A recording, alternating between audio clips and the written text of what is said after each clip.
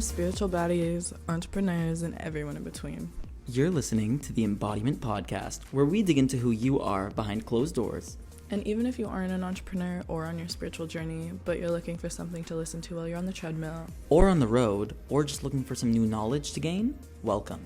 I'm your co-host, Ashley Fry. And I'm Mano series. Okay. I like it. I like it. I like it. I like it. I like it. I like you. I like it. I like it. I like it. I like it. And Ash, no, I like you a lot, Ash. And like I say I love you a lot. Where is this going? I'm actually okay, imagine. No, see, the reason I say that is because definitely you're probably one of the people who has got me into saying I love you a lot. Like I never used to say that before, and now every time I hang up the phone with you, I'm like, I love you, like, you know, so you've added that vocabulary into my life, so you've had a very positive effect. And I think that as a friend, it's very refreshing to have people like you in someone's life. And you're also a very like uplifting and supportive person, though. Like you, even if you started off not saying like love you or stuff like that right away, you always were someone who did it in other ways or showed it in other ways. I'm saying you always were as if I've known you for years, but at this point, it kind of feels like we have known each other for years. Like it feels like I've known you my whole life, which is so weird to think because we just met a year ago, like literally a year and 2 months. A year and 2 months ago. That's crazy though. Yeah.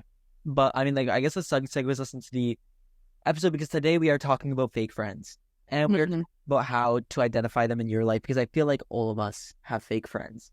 Yeah, well, it's like anything, right? Like you can have a toxic relationship, you can have a toxic friendship. It can show up anywhere, and I feel like especially with social media nowadays, it's been a lot more normalized to have a bigger handful of friends and not all of them be super like supportive or real. And like dealing with those toxic friendships just because you're able to pull back and not have to deal with it all the time. Think of also the way they, because obviously I agree that nowadays it's like seen as a benefit to have a million friends. But there's a saying I like where it's legit, a bus has 50 seats and a Lamborghini has 2, right? When you try to carry everyone, you lessen the value of the entire pack. Mm-hmm. As a whole, right? But when you really focus on a few people who are like, these are your people, and you realize that they truly want to see you win, those are the ones that you're like, okay, I'm going to take with me, I'm going to allow to grow with me, because those are the ones that are going to benefit the long run, right? And not just me, they're going to benefit my other friends who meet them, like they're always going to be supporting. Yeah. So let's talk about like the signs of fake friends. What do you think are a few things that are noticeable when having a fake friend? Like what are that they regularly do, right? Because sometimes like good friends have off days, but you know when a fake friend is around because the things that they're doing are consistent or inconsistent. English, it's fine. No, fair. I feel like one of the biggest signs for me is the support, because somebody, when you have a friend quote unquote, okay, yeah, the best way to determine if that person truly is rooting for your success and wants to see their friend win is if they support you. And that support can manifest in many ways. It can manifest in them even simply like liking your posts on Instagram, right? Like that, a like, who gives a shit about a like? But it's the action of that person liking it and showing you that they're supporting you. Yeah. That, okay, this person is supportive. That's like an example, right? It's also to add to that is when everyone scrolls on social media so regularly, it becomes a part of everyone's day. To go out of your way to not like that is almost, it takes more thought to do that, right? And just think about it in terms of even when you're starting something new, right? And you post in your stories and or you're just explaining to your inner circle, some of them knowing that will look upon you, and they'll look down upon you because they see that you're doing something different than them, right? And you may be growing in a different way. And because they Different than the herd. but yeah, you're different than the herd, right? You're black sheeping it. And because you're doing that, they feel like they've been left behind by you. And because they feel like they've been left behind, they feel the urge to spew this negativity at you because they want to see you fail. So they're evil eyeing you. They're looking down upon you. They're not supporting you because they're like, no, this is not, I don't want to see them. And it also, like, that too, what you're talking about comes as a sign of jealousy. Right? And like, good friends, true friends, supportive friends, they're not going to be jealous of you moving forward. They're going to support you. They're going to want to see you win. And again, like, talk about your big five. The five people, or the five other people that you surround yourself with, whether they are jealous, whether they're supportive, whatever they like, whatever values they have, whatever way they perceive things, how, like, who is in your circle, you're going to be, like Cam said on our last episode, like, if there's 4 of them, you're going to be the 5th. If there's 5 of them, you're going to be the 6th.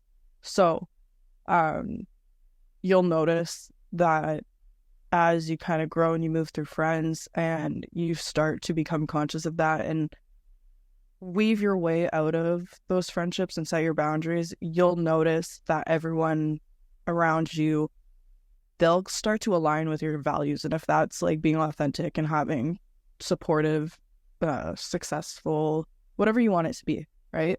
You'll notice that that's kind of what you magnetize towards. And exactly, like, it's literally about changing your energy to match the people you want to attract. Because another thing that I notice about fake friends, they not only do they leech your energy, they're energy vampires. They're like use their energy to fuel their hate, but they also just don't align with where you want to be. Sometimes they're literally just not at the same place in life that you are at, and that too is, sometimes people don't realize that they're doing that because they're subconsciously moving and subconsciously making decisions and not doing things with intention. So sometimes people don't have malicious intentions, but they lack actual intention. Does that make sense? Like, they're doing things. Yeah, they're doing things out of like patterns or out of reactions because of the ways they've been mistreated in the past, possibly, or just out of repetition of things that they've learned from maybe family members, or like, again, maybe their other best friends. Maybe their other best friends do things like that. And so in having people around them like that, it enables them to do those things and think that it's okay and not question maybe, like, am I hurting this person, or am I doing this just straight out of selfishness? Am I doing this to take advantage of someone?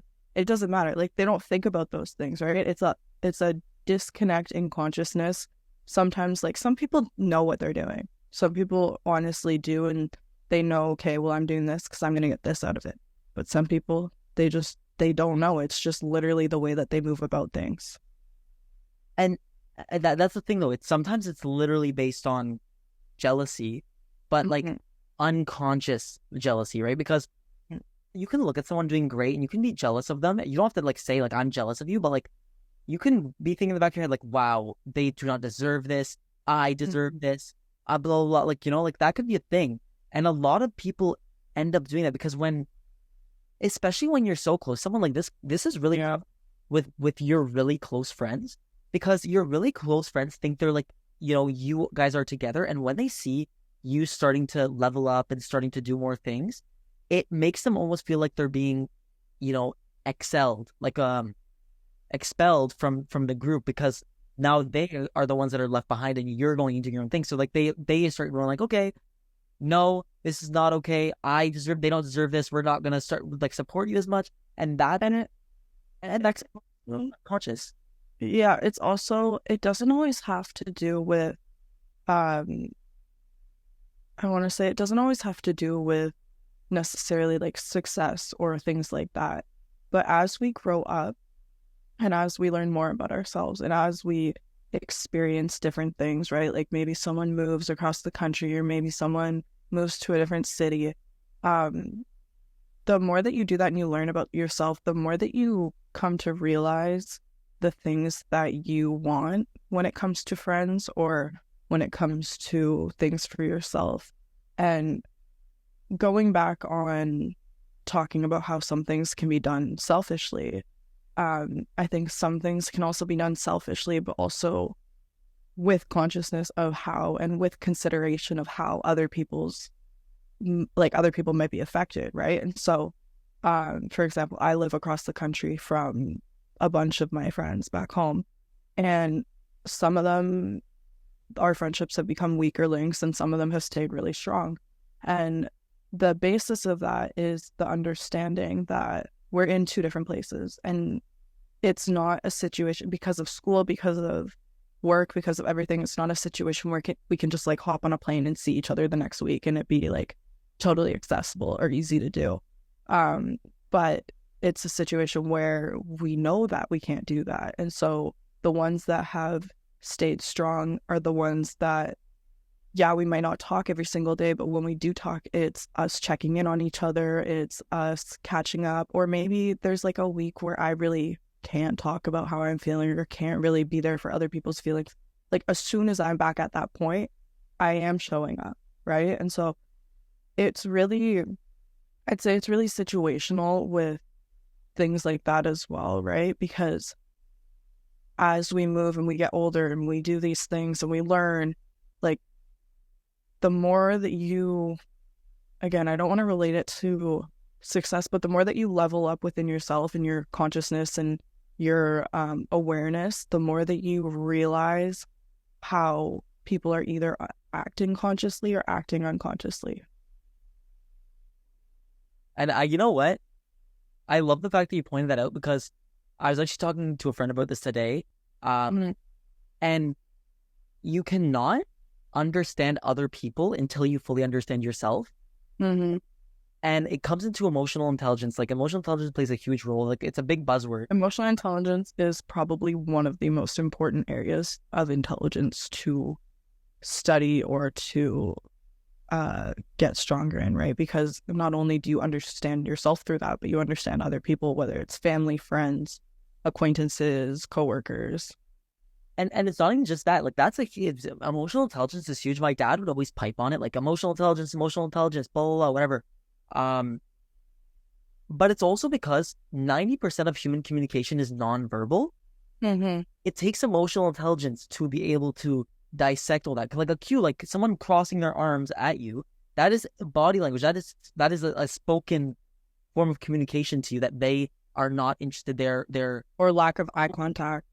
Lack of eye contact, right? Looking away, like things like that. You need to be emotionally intelligent, aware, to be able to identify those things and say, okay, I should stop this conversation because it's not. They obviously don't want to hear it, and it's not benefiting me because they're not paying attention, right? Stuff like that. But you can also, through emotional intelligence, read other people, right? How they're looking at you. Like for your friends, are they when they talk to you? Are they boosting you up? Are they just like brushing it aside? Like, are they brushing your achievements like the side and being like, oh, cool, yeah, you do a lot. Yeah, you definitely do a lot. Okay, back to me, right? Like, are they doing that? Or are they celebrating? Yeah. You want friends who are going to be your ride or die. Like, you want people that are going to shout from the rooftops, like, I am friends with Ashley Fry. Like, me and Ashley Fry are friends. Like, you want someone who's going to literally yell your name to like the ends of the earth to be like, I am their friend. Like that's someone that I want to be associated with. That's someone that is my bitch right there. She's doing stuff. You know, I'm affiliated with her. That means I'm going to do great shit because of the energy you want from a friend. And some of them just don't see it that way. Right. But like, And some people don't think that's no, but that's a very valid point. And some people don't think that's important. Right? Like some people just kind of coast by and choose not to see the importance of that. But I think like as you get older and the more, and I'll always go back to that, like with time and with experience comes wisdom and comes consciousness and understanding, right? We also have to be accepting to like be open and experience things and be understanding. But with time, oh my God, I lost my train of thought. That's fine. It's fine. I lost my train of thought. Okay, wait. We can, if you want, we can talk more about. I'll start talking about. I bet you it'll come back. Come back. I just totally blanked. No, but it happens, especially when you're just having a conversation sometimes, and then you're just really invested in the other person. Like sometimes you just forget what you're saying. You're like, okay, well, we'll come back. Oh my God. Okay. No. So as you get older, and especially with, like, think about it, some people that we know are probably going to get married in like 4 or 5 years, or not even like 2 years, like maybe a year, right? Like I've already seen people that I know from my hometown having kids, and somebody just proposed to someone. Like, we're getting older and those things are becoming more serious. And for me, I view it as my like bridesmaids. Those are going to be the people that are the ones yelling my name off, like the tilt or wherever, right? And so I don't know. And I've always held my friends to a very high value. Like I've always, just because I grew up where I had a lot of time to spend with my friends because my parents were always busy. So I really like put value on them and made them my family. And not everyone's like that. Like a lot of people like to just like have their alone time, and that's totally fine, right? But I like having my handful of friends who I will go and yell their name. I will fucking like, I will put them on a podium. I will put you know what I mean? Like I'll have a statue of them outside my house. Like, you know how Drake has the 21 Savage statue, not just like Rebel or whatever. Like I would fucking do that for my friends. Like, yeah, call me fruity, but like I'd do that. But some people just, and I think it's something that people come to realize once those things are coming around, and once those big events are happening, or once they maybe do something that they've been waiting to do for years and finally took the action to do. I think those are the times when people realize that they might have not been yelling out other people's names, or they might have not, or they might have felt that almost like, what's the word? Remorse towards people who were yelling other people's names and not them, because they were kind of just like coasting or sifting. And that's like, we all move at different paces and different speeds and different levels. We're all like at different levels. But I think the most important thing when it comes to nurturing your friends and your people around you is making sure that any chance that you have, it doesn't take a lot of effort to like, yeah, like you said, yell out off of rooftops. Like it doesn't take that much effort to like, even like Shay, for example, right? When he said he was going full time for his artwork, I saw the post, I took a screenshot of it and I reposted it on my story. It took what, like a max of like 1 minute to type everything out or whatever. But like I know that for him, like that was a big thing for him because he felt appreciated and like seen for that, right? And again, it took me what, like a minute, and like I love being able to support my friends like that. And maybe like Shay doesn't reciprocate that in the exact same way where he reposts everything on his story or whatever, but he's always showing up for me in other ways as well, right? Or like you, for example, like, yeah, you haven't posted me on your Instagram, but I'm kidding. Hey, I'm kidding. Or photos, and then I know. We've been talking about taking proper photos. But like you show up in every other way. You show up consistently. You answer every phone call unless you're sleeping. And that's the only time I will not catch you is if you're sleeping. Yeah. But yeah, and so no, I think it's really cool that as we get older, we can really come to see the ones that are shouting our names, or that would walk around with our face on their shirt or something, and do it proudly. Like not like they're being like, look at this dog, like being like I mean, like that's my best friend, that's our best friend, right? Yeah, like it's things like that that show the support. It's actions do speak louder than words. At the end of the day, that's how it works, right? I go based on actions because people can say a lot, but when they do it is when it's like, okay, they've actually took the effort, because it takes a lot more effort to do something than to actually say it. So just in your example, like literally just screenshotting it, reposting it, like that means a lot to someone. Even with some of our team members at One Click, like we started posting their birthdays on our, so we started being like, every time it was their birthday, we'd post them and be like, this person's amazing, they help us do this, and they feel appreciated. Yeah. We are like, oh my god, because we didn't we didn't ask them for their birthday. I have a list of everyone's birthdays, and I go through it. I'm like, okay, I need to make sure that someone's getting a post this day, this day. No. So they're like, oh my God, I didn't even tell them it was my birthday today, and they still remembered my birthday. Like, that means a lot to a lot of people, and that it just builds the, like, I care about you. Like, it shows that you actually care. And that's the thing, is it really is in the little things. Like, you don't need to go fucking buy me a fucking Birkin for my birthday to show me that you love me or appreciate me as a friend, right? Like, oh, the hell. Like, no, you don't need to do that. But the ways that you show up are a big show for how much you care. Or even just, and this is a big one when it comes to fake friends, is they present as unloyal, or yeah, let's just stick with unloyal. I'm a big, when it comes to my friends and like loyalty and everything, I'm a big, like, if somebody did something to you, and a lot of people will be like, oh, well, they did it to you, they didn't do it to me, so I'm not gonna. And for me, I compare it to something that my mom's always said to me, is like, if she finds out someone cheated or whatever, she will never hire them, because if you're gonna do that to your partner, who is your loved, like, significant other, like the person that you're supposed to love the most, what are you gonna do to me, right? And so when it comes to friends and stuff, if somebody did something to someone else and I come and cross paths with them, I might not be like an avid like hater of them, but I'm also not going to be best friends with them or like become super close with them, because I know that they've already done that. And yes, people can change, but people change with time and experience.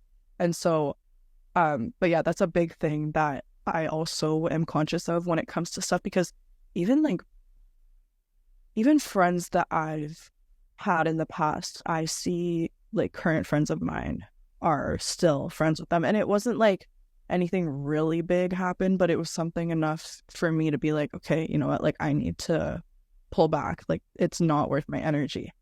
And they were like energy vampires. They would disrespect my boundaries, or they would like use me for little things. And when you're a generous and kind person, like when that's just who you are, it's really easy to get taken advantage of and not realize it.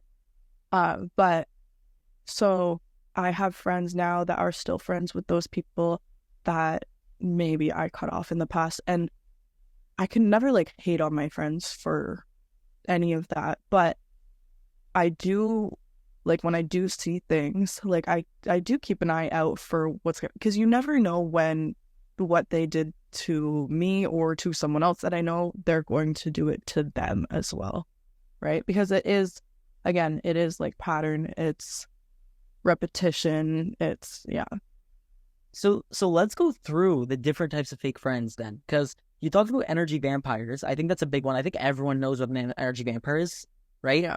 But I don't think the other ones, I think, are a little less known. Or they kind of, it segregates them into more specific categories. Yeah. Okay, so let's talk about the fair weather friend. What does that mean? Fair weather.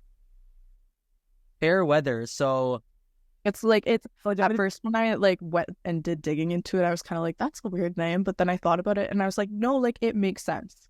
Fair weather. Because when you think about it, what this person is, or what they encompass, is literally someone who's only there for the good times and then is gone for bad times. So like when it's sunny out, they're there. But like when it's basking to rain, when it starts to rain, they're in the shadows. They're like, oh, I'm gonna just disappear, woo, right? Mm-hmm. So that's the easiest way to explain it. It's literally someone who's there for the good times and not for the bad. Mm-hmm. Yeah. They're riding. Pardon? They're riding you. Not physically. The opportunist is the next one. So the opportunist, and this is, I feel like this kind of goes a little bit hand in hand with the fair weather friend. But instead of just being there for the good times, they're also there for the things that they can get out of relationships. And I think in perspective, it is good to get things out of relationships, but it has to be reciprocated. And so the opportunist is someone who will come and take from a relationship and get things out of it, but they don't give back. So they'll like always look for what they can get, but then when you need something, they just kind of like, bye. They're like vultures. Yeah. Essentially, right? They're like, they see the carcass, they go and they get what they want, they get the meats, whatever, and then they just leave. And then, Yeah. like, okay, they're never coming back unless there's another carcass for them to eat. And then they're quite for each other, right? So, like, 100% opportunists. I feel like a lot of people are opportunists, to be honest. Like, they look at people in the sense of not looking at them as people, but looking at them as opportunities. Like, okay, this. Well, and I think with social media, it makes it really easy for that to be a thing, right? Because you see all these things that people are doing online, or all these things that or all these people that people know. And so that's where people kind of come in and they're like, hey, well, like, can we be friends? Because if you're friends with Tory Lanez, then like, I want to be friends with you, right? Even follower count. When you go on follower count and you see like they have a lot of followers, you're like, oh, because they have a lot of followers, oh my God, I should be friends with them. I want to be friends with an influencer, right? Like that. So it's yeah, it can really taint friendship if you have those, because like those people are obviously not going to be there for you. They're going to be there for the ride that you. But literally, the friends who use you for rides. Yeah, the friends who's. No, see, I'm one of those people. I literally in there.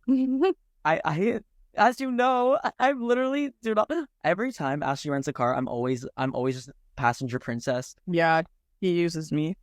For most of my friends, I'm literally a passenger princess. I literally like. It's because you don't want to be caught with Mano behind steering. I'm kidding. You're not a bad driver. I'm not going to make you feel bad about that because it's not true. Yeah, what a fake. Rima probably has other things to say, but Rima definitely does. Oh, some of my other friends do. Definitely, because when I drive, I'm like fast and furious. Like that's my mantra. Well, I know next friend. I know someone who's chatted shit about your driving. Yep. Okay, let's move on to the next one. So you go ahead. So the next one is the flatterer. Yeah. Okay, and this one's kind of self-explanatory as well, but like this is someone who basically over compliments you for everything that you do, right? But like as they're complimenting you, it's like not a genuine compliment, right? They're just doing it to, yeah. And it's not like they actually mean it, and you can tell because like the energy that they put behind it is not strong. And like I feel like that's pretty much like literally it's just someone who compliments you that doesn't mean it. It's someone who has two faces, a two-faced person. Yeah, and also it's like they compliment you because it benefits them, or because they know that you like receiving compliments, and so, or they've seen the way that you've treated other people when you've received compliments for them, so they're like, hey, like, I'm gonna go get my benefits from that. Use you. They're gonna use. Yeah, exactly. Next one. Do you want to take it away? The competitor. So I honestly, I wouldn't say that I've experienced a lot of competitor friends, to be honest. Like, I can't think of anybody directly. Actually, no, that's a lie. I get the multiple. Really? I think I've had one friend in like my like later years of high school who viewed things like that, or treated me that way, but that was also just a friendship that like you could throw any of these there and it would represent that, right? But yeah, so the competitor is, they view your accomplishments as a direct threat to them, right? And so they try to downplay your achievements, they like undermine your efforts, and then they'll also like try to like one up you, right? Which is like, yeah, that's for real. Like literally you'll say something, they'll be like, oh, actually I did this, and like they try to like not I don't even know the word's not coming to my mind, but they basically down and like put your experience down and be like, actually I went through worse, or I went through better, or I didn't. And that's also like, that's different than like someone who might have, oops, sorry, I knocked my table. that's different than somebody who, okay, so there's a difference between somebody trying to like one up you or maintain superiority, and someone who might have a few more years of experience or might have like experienced similar things that you're going through, who's trying to offer advice or like um share what's worked for them, if that makes sense, right? Like it's different. The intentions behind it are different.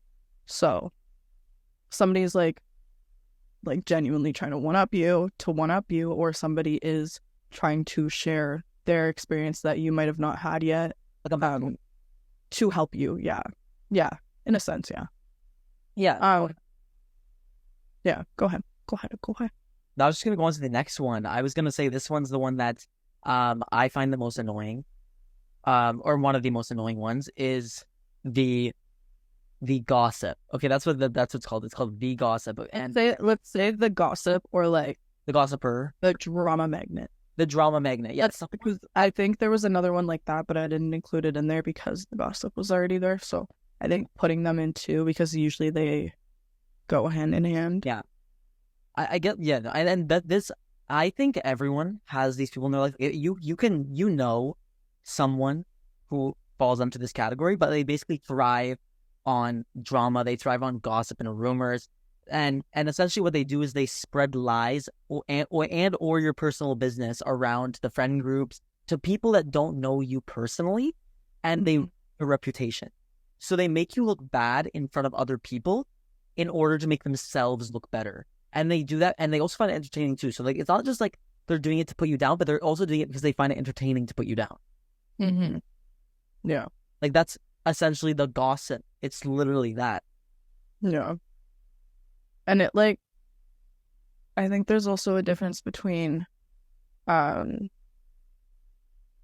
somebody who is intentionally like you, like while they're friends with you doing this stuff, and somebody who might have like gone through something and they're talking about those situations with trusted people afterwards, right? Like those are two completely different things as well. Yeah, exactly. So the next one is the user. I love this one. So much. I just love it so much.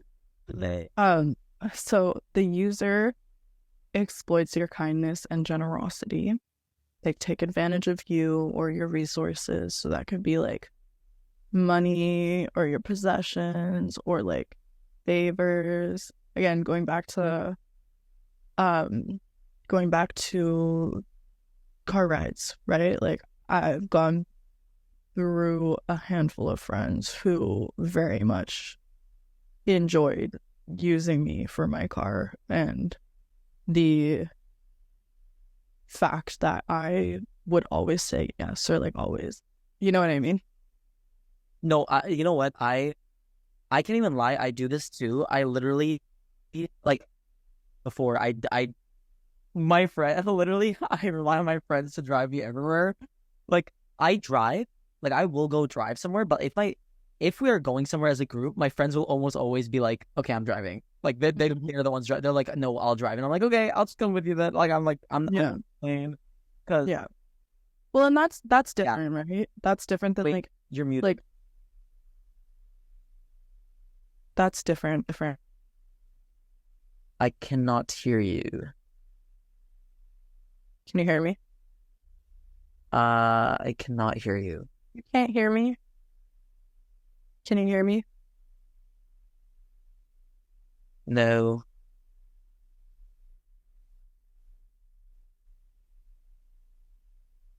Can you hear me? Like, for some reason, I literally cannot hear you. What is going on? Can you hear me? Can you hear me?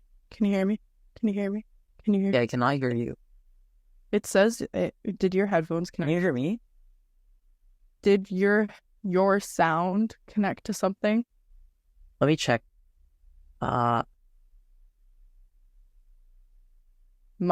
mic is No, the sound is it's not the sound.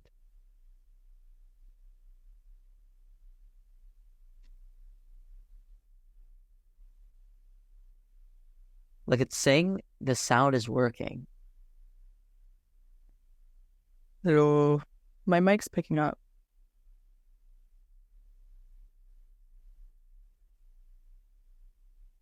I don't know why I just randomly muted you. My mic is working. What? My mic? Yours is working? Yes.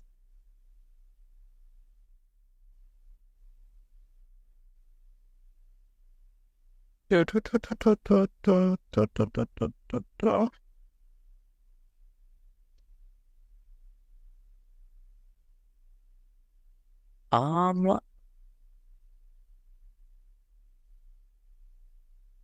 Speak now? Hello. Okay, can hear you again. Okay, what happened? I literally went to my settings. I went to audio and it says my MacBook Pro speakers are the ones. So I was like, okay, so I just unselected it and then reselected it. Yeah, because my mic, like everything was still like picking up on my end and it wasn't muted. So when we hear this recording back, you're gonna hear me talking. Oh, okay. So then I don't know why the hell my computer just did that. So weird. Okay.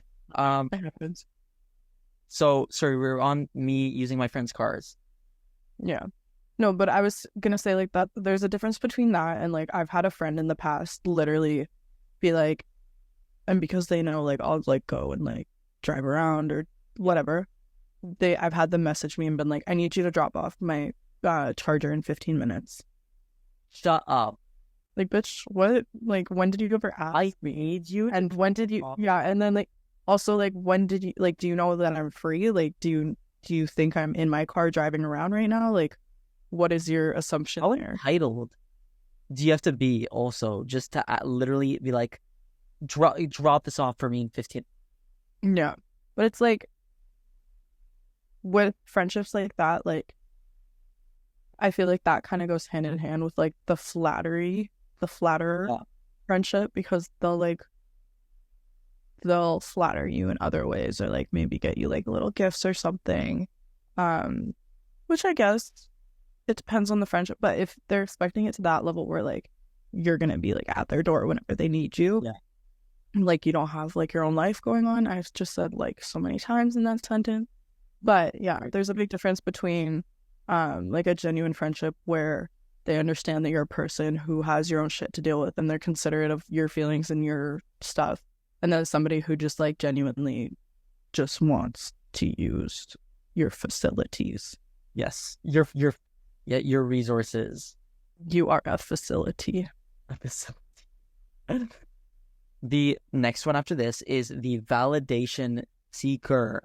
Okay, this is somebody who, not surprisingly, is just trying to get attention. Okay, they're the ones that are trying to validate everything they do. They're trying to get other people to tell them like, oh my God, no, don't worry, you are not in the wrong. Like they just want other people to give them attention. Mm-hmm. What the hell? Okay. Sorry, my watch was like beeping. It's okay. But yeah, these are essentially people who are like what do they call them? The leech? No, I'm kidding. I mean, no. But the people like the cringy ones, like the ones it's just the P, I think. It's not coming to my mind. It will come back to me later. It's unimportant. But I think the validation seeker, and then obviously the energy vampire. Like that's I feel like everyone knows what an energy vampire is. Yeah, it's like someone who they kind of mooch off your energy and they leave you feeling like physically and emotionally drained after.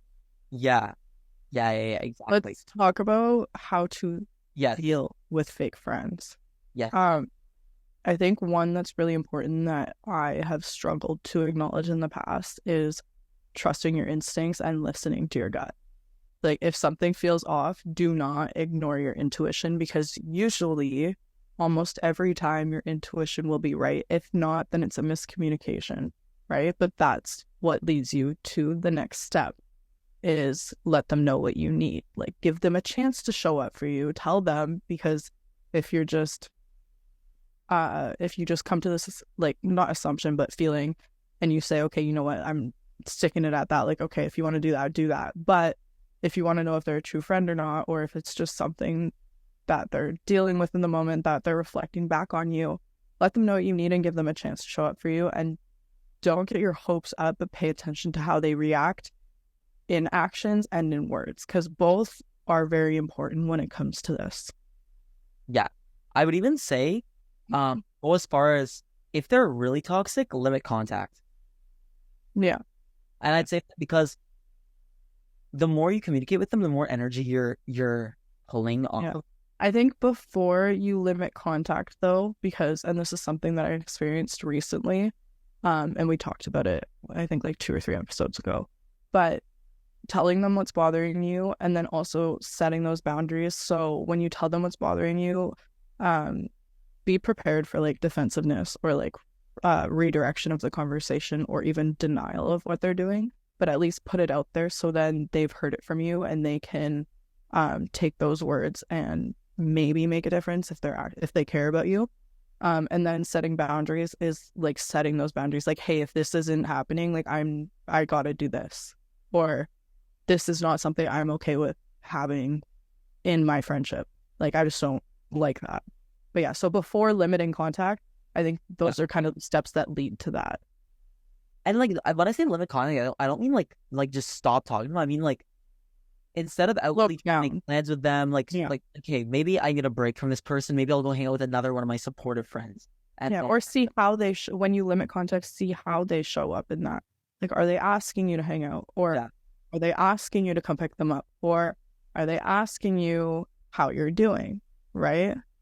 Exactly. Like when my ex reached out to me, okay, when my most recent ex reached out to me after not talking for a while, his first question to me on the phone wasn't how are you doing or how have you been? It's what are you doing? Was he wanting to know exactly what I was doing, not how I was, right?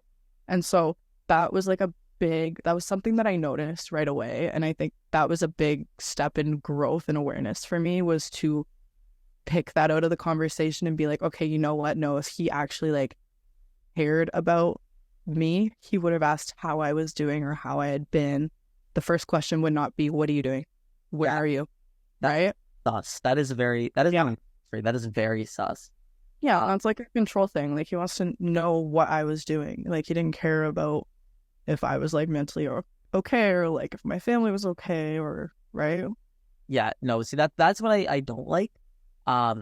In that sense, I think that's where it comes into play, where you need to work on yourself a lot before trying to, like, because when you're trying to let go of a toxic person and you want to make new friends who match your vibes, you also need to be in the vibration of someone who can attract those people.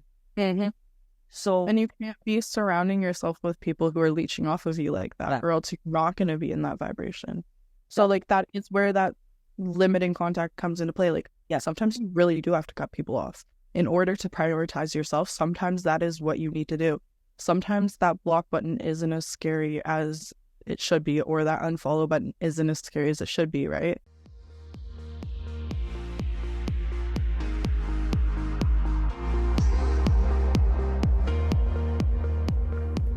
Hey, thanks so much for listening to the show this week. You can subscribe wherever you get your podcasts. You can write to us at embodimentpod@gmail.com. And if you want to send us a DM, it's at embodiment.pod. Or if you'd like to follow us or message us personally on Instagram, it's at Emmanuel Series and at Ashley.fry. I'm Ashley. And I'm Mano. And you've been listening to Embodiment, who you are behind closed doors. Thank you guys. Have a beautiful day, babies. And I am so grateful for you.